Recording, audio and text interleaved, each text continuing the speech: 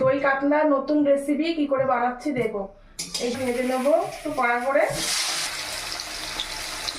এই যে মাছটা একটু উল্টে দিচ্ছি, এক পিস হয়ে গেছে।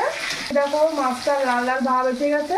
এই দই কাতলা করবো তো, তাই এই মাছটা হচ্ছে বেশি ভাজা যাবে না, হালকা করে লাল লাল করে ভেজে নিতে হবে, তাহলে বেশি হবে ভালো। মাছটা ভাজা হয়ে গেছে, মাছটা নামিয়ে নিচ্ছি। দেখো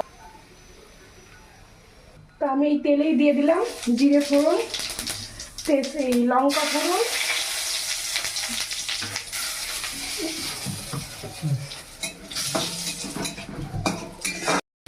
এই যে পরিমাণ মতো হলুদ দিলাম।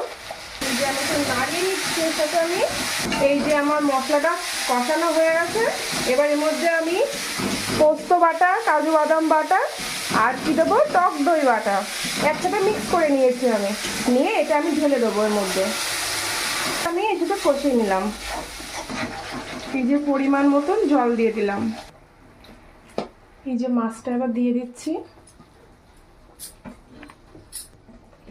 এই যে লঙ্কা চিরাগুলো দিয়ে দিচ্ছি, লঙ্কাগুলো চিড়ে নেবে তোমরা, পরিমাণ মতন দেবে যতটা যেমন নেবে। এই যে আমি এবার ঢেকে দিচ্ছি। এই যে আমি পরিমাণ মতন একটুখানি চিনি দিয়ে দিলাম, তোমরা দিলেও দিতে পারো, না দিলেও দিতে পারো। এই যে আমাদের রেসিপি রেডি, দই কাতলা। এই দেখো